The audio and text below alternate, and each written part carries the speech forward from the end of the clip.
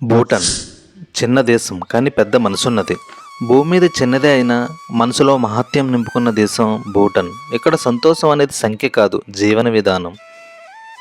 ఆకాశాన్ని తాకే పచ్చని కొండలు, పొగమంచులు కప్పుకున్న మఠాలు, నదులు గానం చేసే మెలోడీలా ప్రవహించే ఈ దేశం ఒక కలల రాజ్యంలా కనిపిస్తుంది. కానీ ఈ భూమి యొక్క నిజమైన అందం మనుషుల హృదయాల్లో ఉంది. అక్కడ రాజు ప్రజల సంతోషమే అసలు సంపద అని నమ్మాడు.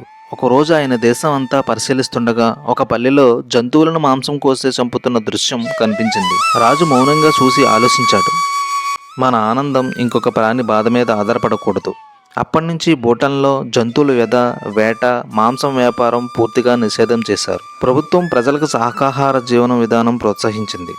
జంతువుల ప్రాణాలు ఇక్కడ పవిత్రం. ఏ జీవిని చంపడం పాపం, వేటాడడం నేరం. భూటాన్లో జంతువులు మనుషుల నుంచి పారిపోవు, ఎందుకంటే అక్కడ ప్రేమే రాజ్యమంతా వ్యాపించింది. పిల్లలు పక్షులతో ఆడుకుంటారు, రైతులు జంతువులతో జీవిస్తారు, సన్యాసులు ప్రతి ఉదయం ప్రతి ప్రాణి క్షేమంగా ఉండాలని ప్రార్థిస్తారు. ప్రకృతిని భయంతో కాదు, భక్తితో చూస్తారు. వృక్షం నరికే ముందు 3 సార్లు ప్రార్థిస్తారు, ఎందుకంటే అది కూడా జీవనం అనే తెలుసుకున్నారు. భూటాన్ మనకి నేర్పింది పెద్ద దేశం కావడం గొప్ప కాదు, మంచిదైన దేశం కావడం గొప్పది.